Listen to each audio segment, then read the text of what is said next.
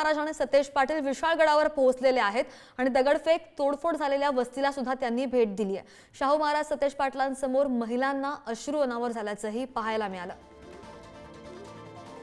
महत्त्वाचे अपडेट आपण पाहतोय। काही वेळापूर्वी आपण जर पाहिलं तर पोलिसांनी जमावबंदीचे आदेश दिल्यामुळे त्यांना विशाळगडावर जाण्यापासून रोखण्यात आलं होतं। प्रसार माध्यमांना सुद्धा रोखण्यात आलं होतं। मात्र आता सध्याची ही एक्सक्लुझिव्ह दृश्य आपण कोल्हापूरमधून पाहतोय। शाहू महाराज आणि सतेज पाटील यांनी हे विशाळगडावर गेलेले आहेत आणि तोडफोड जिथे झालेली आहे, नुकसान जिथे झाले त्या वस्तीला त्यांनी भेट दिली आहे। मात्र भेट देताना ज्या लोकांशी त्यांनी संवाद साधला त्यांना अश्रू अनावर झाले आणि ही थेट एक्सक्लुझिव्ह दृश्य तुम्ही पाहू शकताय कोल्हापूरहून पुढारी न्यूजवर। अधिकची माहिती घेऊयात, आमचे प्रतिनिधी शेखर पाटील आपल्या सोबत आहेत। शेखर, एक्सक्लुझिव्ह दृश्य आपण पाहतोय। विशाळगडावर पहिले पोलीस परवानगी देत नव्हते, आता त्यांनी परवानगी दिलेली आहे आणि सध्या ते पोहोचलेलं दिसतंय।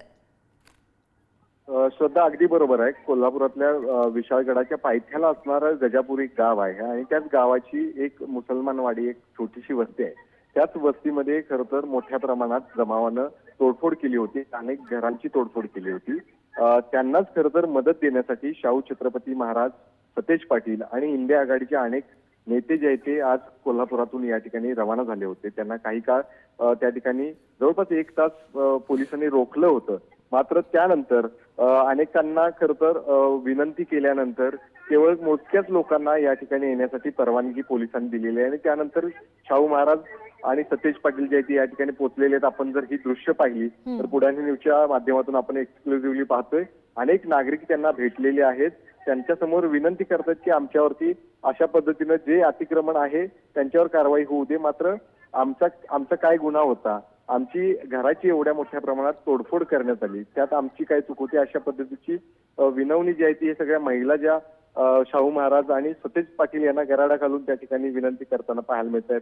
आम्हाला मदतीसाठी अपेक्षा देखील ते करताना पाहायला मिळतात। त्यामुळं नक्कीच एकीकडं जी मोठ्या प्रमाणात तोडफोड झाली होती त्यानंतर त्या सर्वांनाच दिलासा देण्यासाठी शाहू महाराज आणि सतेज पाटील आणि इंडिया आघाडी जी आहे ती सरसावल्याचं पाहायला मिळतं। त्यामुळं नागरिकांना काही प्रमाणात आता हा दिलासा देखील मिळाल्याचं पाहायला मिळते। मात्र मोठ्या प्रमाणात अनेक घरांची जी आहे ती तोडफोड झालेली आहे, मोठ्या प्रमाणात नुकसान झालेलं आहे। त्याचा पंचनामा देखील प्रशासनाकडून कालपासून खरं तर सुरू आहे।